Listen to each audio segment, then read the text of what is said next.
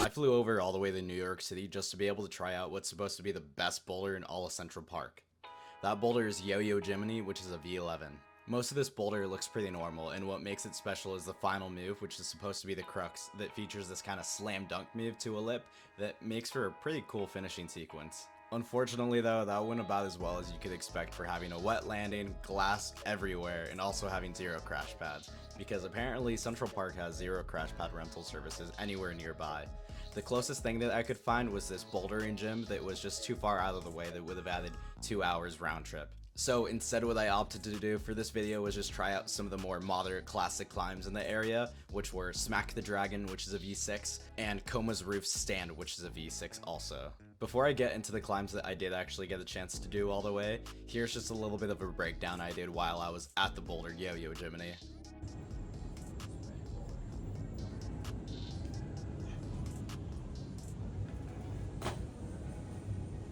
Honestly, that second move is probably too sketch to be doing with no crash pads. I can definitely see my heel popping and just landing straight on my back, right on this rock if you can make that out from the angle I have my phone at. But sec boulder, probably will definitely have to come back to this at some point in the future. Hopefully, ideally with a big crew so we can have crash pads and a tarp to cover up all the glass and like just wet ground that there is, but definitely has potential to be a full 4-star line here.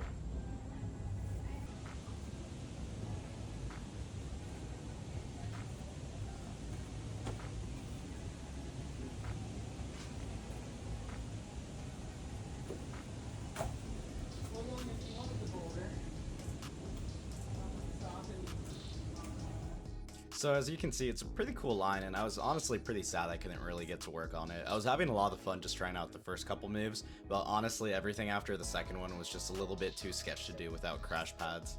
Luckily though, for the next boulders that I did work on were on the most popular boulder, Rat Rock, which was specifically on the west face that usually has a lot of traffic, and so there's plenty of people and crash pads to share. It would be nice to go back to YoYo Jimminy sometime in the future though, especially being able to make a video fully on just that boulder alone, because it is pretty cool, and then maybe in that video I could also show off more in my process on sending really hard boulders that are at my limit, or hopefully by that point not so close to my limit. Now to get into the boulders that I did do, they were on Rat Rock like I already mentioned, and my plan before this, since I couldn't find any crash pads, was I grabbed a yoga mat from Target, and I figured that that would probably be enough to cushion me from any kind of fall, just because the boulders that I was working on were about like 2 feet off of the ground and a total of like 8 feet in height, so I wasn't really too worried about taking any bad falls. And I'm really glad I did, because the original backup plan, if I wasn't able to do YoYo Jimminy, was to try Coma's Roof, which is the sit start, the full line, which goes at V10, and that entire area was also just covered in broken glass. And it was pretty sad to see this, honestly, because this area is where a lot of kids and just parents and families walk by, since it's all in Central Park. But it is New York City, so I guess I shouldn't expect too much there. Something comforting to know though is that I did hear that there's a cleanup crew of sorts that goes around and cleans it all up at the start of the summer, so it's nice to know that there are people that are looking out for the area. To get into this first climb that I did do, which was Coma's Roof Stand, or it's really just kind of a squatting start. It's not much of a stand, you just start like a couple moves higher up. That skips the huge crux, which is the starting move of Coma's Sit, and it was a pretty humbling experience, I'll be honest, because it's been a while since I haven't been able to just establish on a boulder, and it is the crux of this climb in particular, and just going out to do the first move, which is kind of a series of awkward bumps. And Austin Hoyt and the entire Mad Rock crew went out to Central Park and tried this out, so it was comforting to know that he said this is probably the stiffest V10 ever in the world. For Coma's Roof Stand, you start on the same left hand that you do for the start of the sit, but instead your right hand starts a couple holds higher, so you skip the entire crux sequence, which is why it drops it by 4 grades. And for your right foot, it starts up on this nice foot, but it's super polished, so you have to keep pretty tight tension throughout this next sequence, and your left foot just hits a super heavy back flag. For this first move, you're just supposed to go out to this kind of intermediate. Some people skip it and just go straight away into the higher side pull. I use it though, and from there you do go into the better side pull, and hopefully by this point your right foot's still on, because having to hold that cutting feet would be pretty rough. And like I said, it's pretty tensiony throughout, which is why it gets still V6. From there, you go into this appropriately named smile hold, and then you just kind of control cut your feet. Not really how I did, hopefully a little bit better.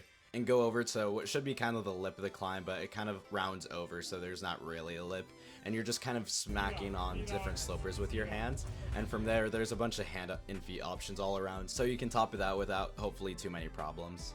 It was funny because, as you can probably see in the send video that I have here, a couple of the old heads that were helping me out on where to start all the climbs, because I didn't really feel like pulling up the guide book, and also sharing their crash pads with me, were kind of laughing because as I was topping it out, I wasn't too sure if you were supposed to traverse over to the right more before topping it out, because a lot of the boulders here are super contrived like that, where you're supposed to top out and do things in a very particular way. And so I was just kind of on the top of this boulder hanging off, and they were looking at me like, dude, just climb up the thing. And after hearing that, I was like, all right, and I just kind of used whatever. Yeah, there it is. Hanging around asking us for shit. Come on. Yeah, I don't know what you're doing. I wasn't sure if that's on, because I know that finishing. Got up, right? That's true.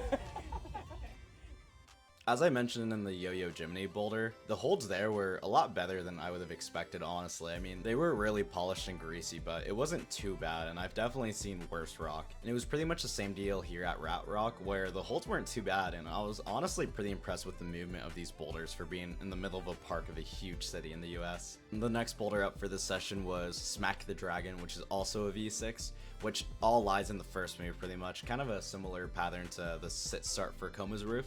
What's different about this boulder though is that you don't start in a cave where you're like 60 degrees overhang, and here instead you're starting on like probably what's a 30 degree. For your left hand, it's on a really good hold, but your right hand is on a pretty terrible crimp. I'd say it's like in cut and probably about 12 to 15 mils, so you don't really have a lot, and it's not textured in exactly the way you would want it to be. You're given a kind of smeary left foot, but it's not too bad just because of the position. And the first move, you're supposed to smack left hand, which is why it's called Smack the Dragon, into a pretty good flake. Obviously though, since your right hand's on a pretty bad hold, especially compared to your left hand, it makes it super easy to just pop off of it and dry fire, which is probably why I didn't flash this. I was able to get it on my second try, which was nice, but on my first attempt, I think my fingers just weren't super warm yet, and I honestly wasn't expecting to be crimping this hard on a boulder like this. Thereafter though, the boulder isn't too bad and it lets up a lot, like I said, and so you just match in where your left hand's at and you cross over left hand to a higher sloper, and from there I just jump out to a higher right hand and just kind of do some campus bumping around.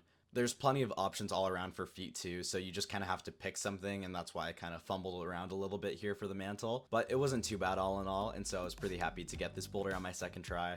It was pretty sad though, because when working on moderates like this, I would like to be able to flash most of them, if not all of them, and I wasn't really able to do that with anything here, but I think that's just kind of the nature of climbing sometimes, especially knowing that I've only climbed outside like a handful of times, so I'm still kind of getting used to being able to boulder outdoors efficiently, and as hard as I do indoors.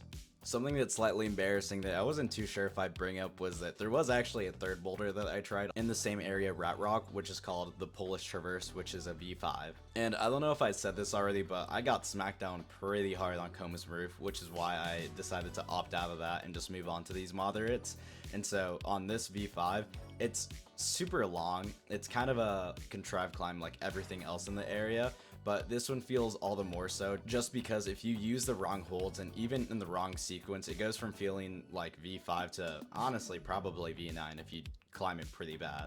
So there was a lot of beta to be found in this boulder, which is why I gave it about like, I don't even remember, it had to have been like 10 attempts and I did not end up sending. It was at the point in my session where I was just out of skin and honestly out of energy and finger strength, and so I sadly had to leave this boulder. And that wasn't the greatest feeling, I'll be completely honest, but I try my best to not overthink things like this, but it definitely still does get to me from time to time.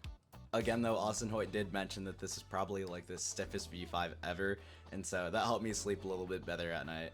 I was pretty psyched though with all the blocks that I was able to check out, and especially on YoYo Jimminy. Like I already said, I'm really looking forward to being able to come back to that and hopefully send it pretty quickly. I'll show a clip here of someone successfully doing this boulder just so you can see how cool it really is.